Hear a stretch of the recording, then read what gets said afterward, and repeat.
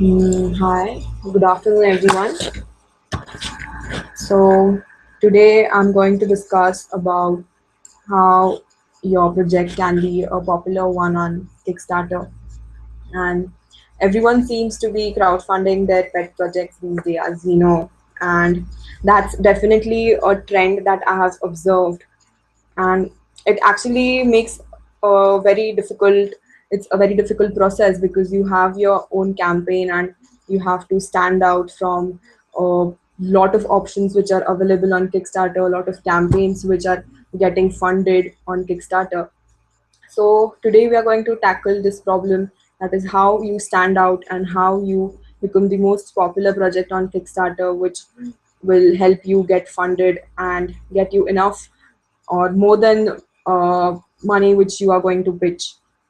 So basically, as we all know, that funders have got a plethora of options to provide funds to the projects.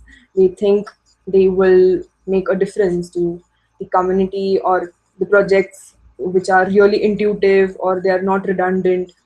So everybody wants to get funded and everybody wants that cherry on the top. But on Kickstarter, funding campaign is all about being intuitive.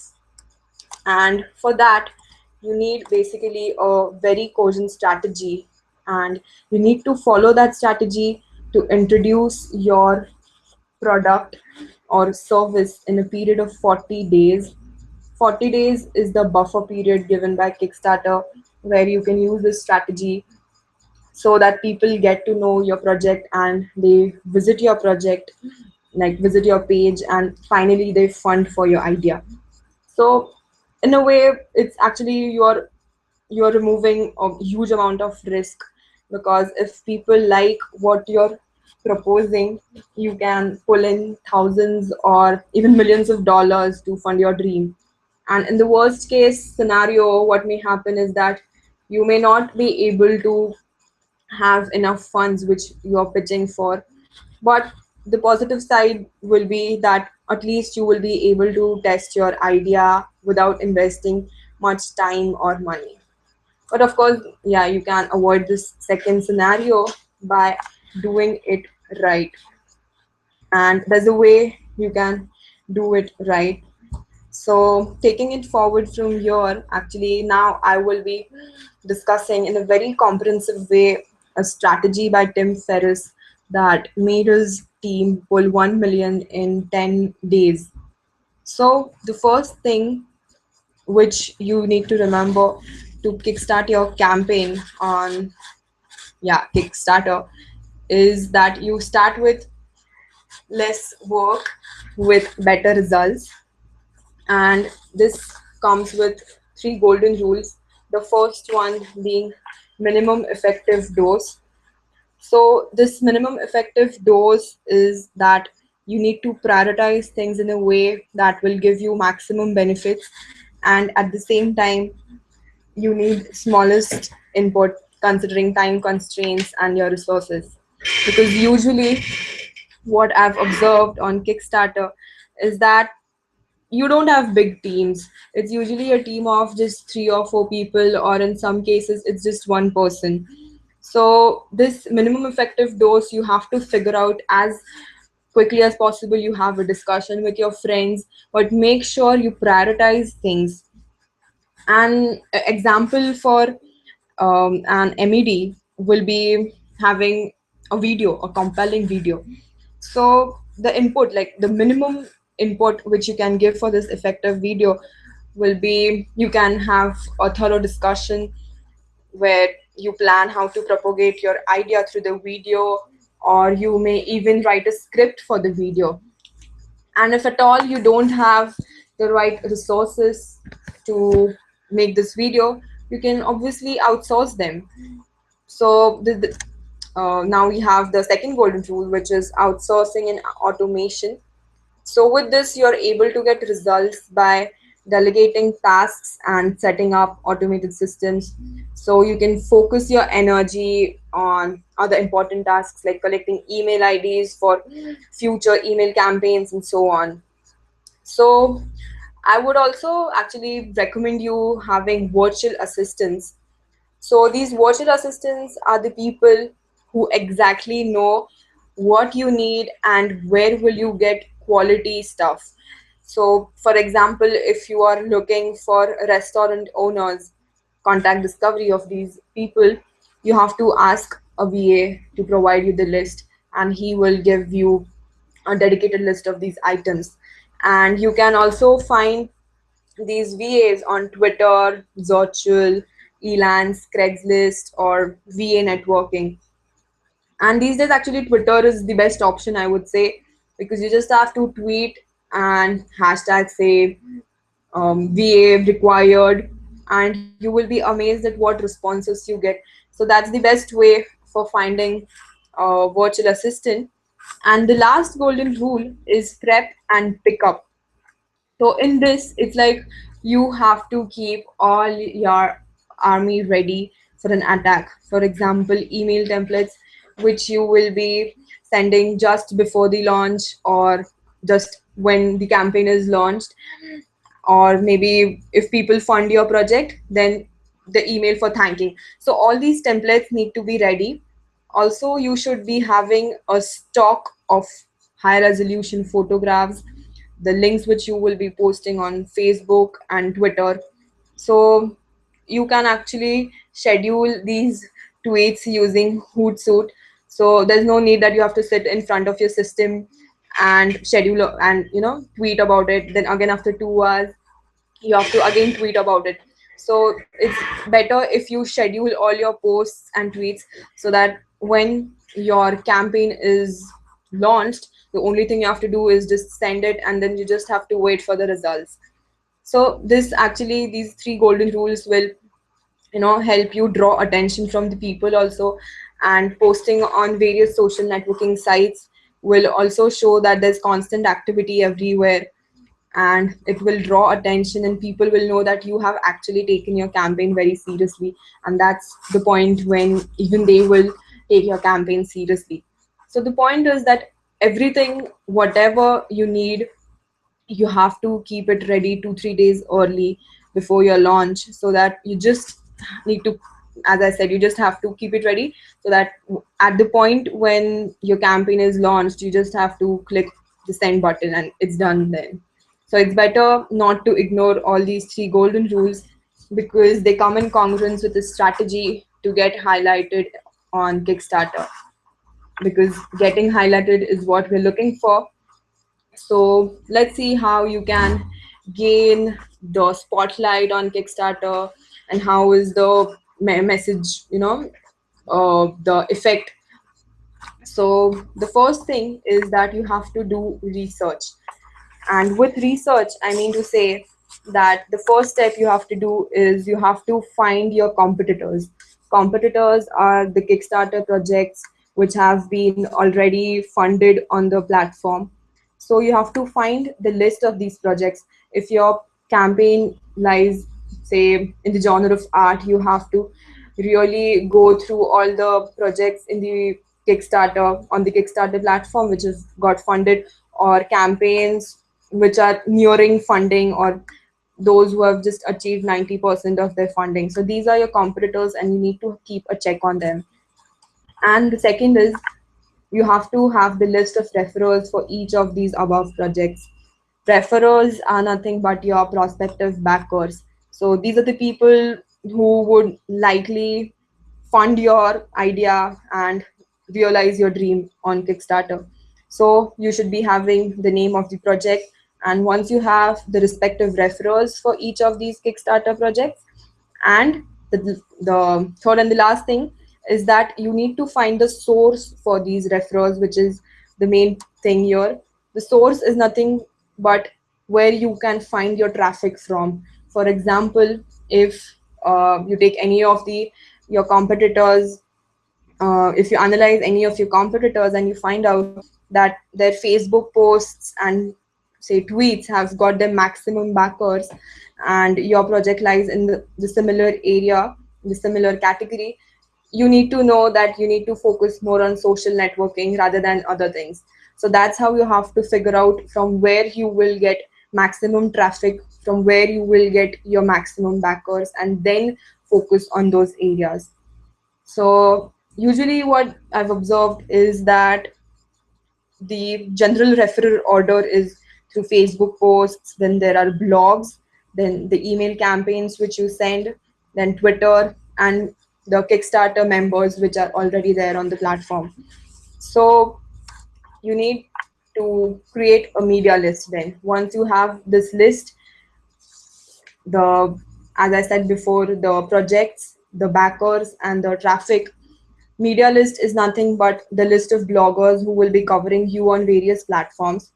So this is actually a very crucial list, I would say, because there are so many journalists and so many bloggers out there, and you just need literally say very few of them. So you need to really hunt them down and just do thorough research on each one of them. So because they are the ones who will actually pull you through the promotion and marketing of your campaign. So while doing this, you need to focus on relevance, because relevance is something where your audience is actually inclined to the topic. The next is readership. That's how much traffic does the site gets, how many monthly visitors, new visitors are there, how many daily new visitors are there. And for this, you can always use Alexa or SEO, that's the Chrome extension. With this, you will get to know where is the site lying, basically. So the ranking you will know, so you will know the preference, you will know the priority which you need to give to that website. The third is relationships. This is an often ignored point, but relationships is something which comes really in handy, because when you approach a blogger, don't forget that bloggers actually, thousands of people provide them their PR kits, and they get so many emails to cover respective, say, startups or whatever. So it's, if you have a relationship with a blogger, you have greater probability that he is going to at least visit your page or at least have a word with you. So you need to find someone who will actually introduce you to this blogger. That's what a relationship is, somebody who can actually make a strong introduction for you. And the last is reach. With this, actually reach is nothing but, let's consider some blogger has written a great article about your campaign, but what's the point if you're not able to target the right audience? So the reach is that you have to consider, if somebody writes a blog about you, is the audience going to like it? If you publish this blog in your RSS feed or say newsletters, are the audience going to like it, or are you just targeting the wrong audience? So you have to focus on all these 4 points when you actually are researching about these bloggers. And it's not actually you know a cumbersome task. It's, there's a simple way to create this media list. So let's start by the first step, which is by using Google Images. Now you'll be wondering how the hell are Google Images going to help you find the right bloggers. So the secret here, a tip here, is that when you find the similar projects on Kickstarter which have got funded, you need to find those images which have been used on those pages. So you save those images and then you Google them. So Google will actually retrieve the results of the press releases and bloggers who covered those respective projects. So you need to review these blogs listed on the results page to see which might be relevant to your own projects. And then you just figure out, like, according to relevancy, as I said before, according to reach, that which publication or which bloggers you think are relevant for your project. And then you fill out this Excel sheet which has publication. For example, if it's Mashable, you write Mashable, the URL, the name of the blogger, and few of his relevant posts which you think are similar or more or less like similar to your own campaign. Once this step is done, once you have a list of all publications, say Mashable is there and Forbes is there and so on, then you research the site traffic for each of these publications on compete.com, on alexa.com. As I said, they will give you a list of numbers, the numbers which you have to count, like how many unique monthly visitors are there for each of the publications, because that's what we need. We need new target audience every day. So we just don't want redundant audience. So the number of unique monthly visitors is going to make a difference. And the third point, the third step in creating a media list is identifying relationships. So I'm stressing more on getting introduced because usually when, as I said, when you pitch a blogger without relationship, less than one person even responds. So with introductions, your success rate can be over 50%.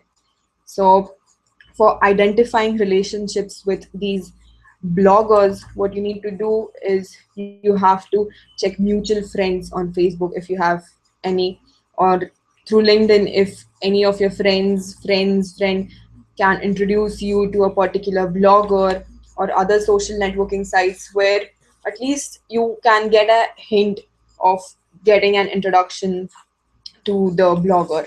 So once you have identified the relationships, the last part is if the blogger has enough fans, and the fans are nothing but your target audience.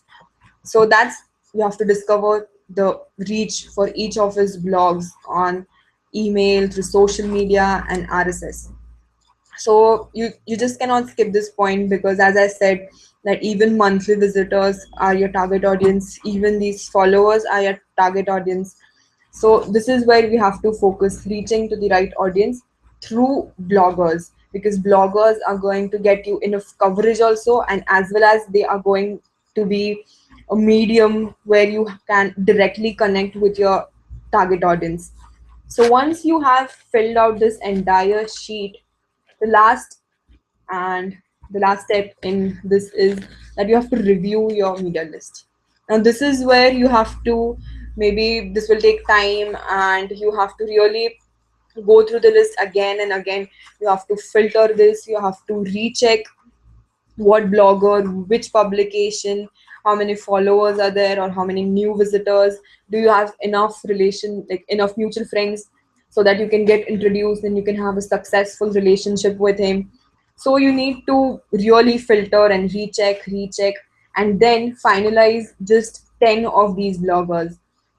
I am stressing more on 10 because once you start, following these bloggers, researching on their work, you get to know the writing style. So later in future, when you approach these bloggers, you know how to approach them, or what might be their next post, or you just know, you get an intuition, like this is okay, this is the post, so maybe this will be a better way to approach him. So it's better to just focus on 10 media people who are going to get you covered on their respective publication or blogs. And then once you have these 10 people listed, then comes the time where you have to actually start networking, getting introduced, starting your work, getting your work done. So before that, there's just a small glitch, not a glitch actually, it's the plus point, that you have to create posters of media people, that's the bloggers. These are the, like, consider them as the target. This is a mission for you, a great mission of realizing your dream on Kickstarter, and they are going to be an integral part of this mission. So they are going to actually cover you, give you maximum exposure needed for your campaign. So you have to really find them, befriend, and get covered by these bloggers. So now your posters are ready, you have relevant information. Now you have to actually get introduced. As I said, you have your mutual friends. So now you get introduced to them, and also you can delete the people you do not know well enough to ask for an introduction. And then you start commenting on their posts gradually, so that even they start to notice you somewhere. You can take an effort to actually analyze the whole post. If you are not in favor of what he's written, you can also give him a feedback, a negative feedback, I would say, because bloggers usually they know that many people they just sugarcoat because they want their projects or startups to get covered. So you can go either way, like having a negative, not completely negative, but having your own opinion and being genuine and not irritating every time. So there's a way you have to figure out how you can approach the blogger without being irritating, and that's what is a successful relationship. So now you have got introduced, and also the last point here is you have to have your PR kit on your page. So PR kit will have high resolution photos and your launch date and other details needed for the blogger to write about your write about your campaign. So now the PR kit is there and you have the right bloggers. So now the last segment in this webinar is segmenting your email list. So segmenting your email list is usually what we find is that our email list consists of thousands of emails, and you just can't afford to send a similar template to each one of them. So with this, you have to identify your influencers, your backers, and your acquaintances. With influencers, I mean your friends, your relatives, very close friends who will be ready to fund you immediately. So this is the list which has the minimum number of people, say 10 or 20. And backers are the people who will spread a message about your campaign. They are your supporters. Even if they can't fund you, they'll make sure that your campaign reaches to the maximum audience. So maybe these are moderate people, so you can have 100 to 200 people in this list. And acquaintances, usually in my list, in my email list, acquaintances are more. So this may count for say 600. So you need to have separate email templates for each one of them, so that you can communicate your message, you can communicate your idea and how you are going to project it when it gets funded in a different manner, a different strategy for each of the uh, email lists. Yeah. So now that you have sent your emails and your campaign is launched on Kickstarter, all you get is you just have to wait for the right response, and I'm sure it will give you the right results. So let's have a quick flashback of the whatever we've covered till now. So the first point that I said was you start with less work with better results.